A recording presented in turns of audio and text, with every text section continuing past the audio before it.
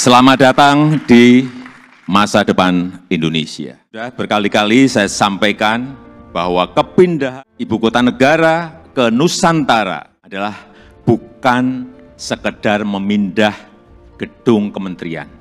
Bukan itu. Bukan juga hanya pindah istana presiden. Bukan itu. Juga memindahkan gedung wakil presiden ke Nusantara. Juga bukan itu. Bukan itu, bukan fisiknya yang ingin kita pindahkan.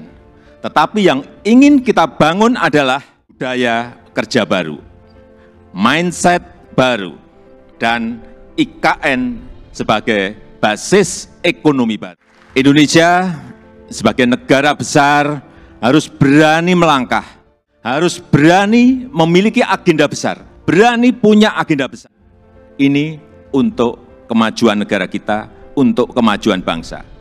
Dan jika kita tidak berani transformasi dari sekarang sampai kapanpun, kita akan sulit jadi negara maju. Untuk keberlanjutan IKN Nusantara, ini juga sudah sering saya sampaikan. Sekali lagi, tidak perlu ragu, tidak perlu bimbang. Karena apa? Payung hukumnya itu sudah jelas. Hukumnya sudah jelas, yaitu Undang-Undang Nomor 3 Tahun 2022. Ini juga kita harus tahu semuanya. Itu sudah disetujui 93% dari fraksi-fraksi yang ada di DPR. Loh, kurang apa lagi? Kalau ada yang masih belum yakin, kurang apa lagi? Disampaikan, kurang apa lagi? Jadi sekali lagi, sudah tidak perlu lagi untuk dipertanyakan. Ini ada Ketua MPR ada di sini, Pak Bambang Susatyo juga. Kembali lagi, kita ingin menghadirkan pembangunan yang Indonesia sentris, Jawa sentris. Karena Indonesia ini bukan hanya Pulau Jawa. Indonesia ini memiliki 17.000 pulau, 514 kabupaten dan kota, 34 provinsi. Yang terbentang dari Sabang sampai Merauke, dari Miangas sampai Pulau Rote. Ada tapinya, tapi saat ini 58% dari PDB ekonomi kita, dari ekonomi kita terpusat di Pulau Jawa, 58%. Populasi 56% atau sekitar 149 juta penduduk kita ada di Pulau Jawa, bermukim di Pulau Jawa. Betapa Pulau Jawa ini sangat terbebani dengan jumlah yang sangat besar itu. Itulah kenapa sering saya sampaikan, Indonesia perlu keadilan ekonomi. Sekali lagi ada 17.000 pulau, bukan hanya satu pulau. Kesetaraan pembangunan, perlu pemerataan pembangunan. Ini yang ingin kita hadirkan, yaitu dengan membangun ibu kota Nusantara. Nusantara adalah kota pintar masa depan yang berbasis hutan dan alam. Belum ada di dunia, belum ada. Tolong dicarikan, belum ada. Ini yang membedakan, ini yang nanti menjadi diferensiasi ibu kota kita dengan ibu kota negara-negara lain. 70% areanya nanti adalah area hijau. Lahan yang digunakan untuk membangun IKN ini awalnya adalah hutan produksi. Jangan ada yang keliru bahwa ini hutan alam, bukan. Hutan produksi. Monokultur, artinya di situ hanya ada satu jenis pohon. Saya tahu betul pohonnya itu apa. Pohon eukaliptus untuk pulp. Dan ditebang setiap 6-7 tahun. Jangan ada nanti isu merusak hutan. Itu hutan produksi yang setiap 6 tahun, 7 tahun ya ditebang. Ini yang kita ingin kembalikan, justru nantinya ingin kembali jadi hutan heterogen dengan pohon asli dan endemik dari Kalimantan. Sehingga kita harapkan nanti menjadi hutan hujan tropis lagi, tropical rainforest lagi di Kalimantan. Untuk itu yang kita siapkan pertama kali di sana adalah pusat persemaian. Sudah mulai kita bangun di bulan Juni 2022.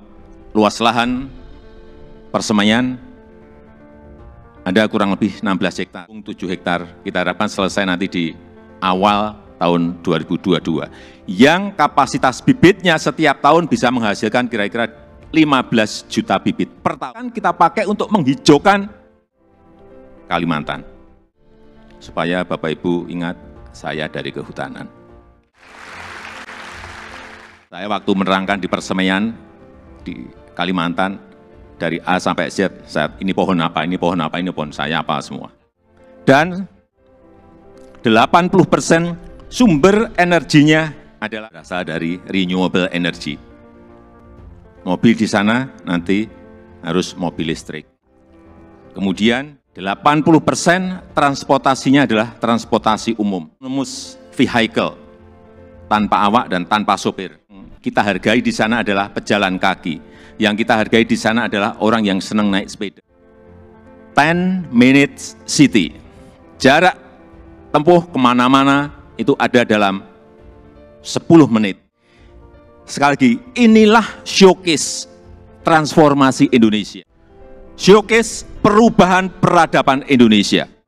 Dan budaya kerja yang ingin kita bangun di IKN Nusantara adalah budaya kerja produktif.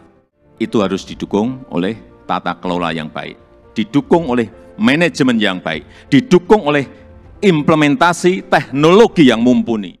Smart living, smart city, layanan masyarakat lewat aplikasi, akte lahir, akte nikah lewat HP, paperless, ini yang ingin kita bangun.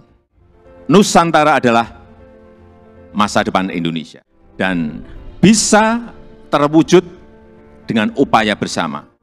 Bukan hanya pemerintah yang bergerak, bukan hanya pemerintah, karena memang pemerintah hanya kurang lebih menyiapkan 20% dari budget yang kita berikan kesempatan kepada investor, kepada investasi. So, Bapak Ibu yang kami hadirkan pertama kali pada malam hari ini. Investasi terbuka lebar, Ibu bisa pilih mau di mana, mau investasi di sebelah mana, mau di kawasan inti, ya harganya beda.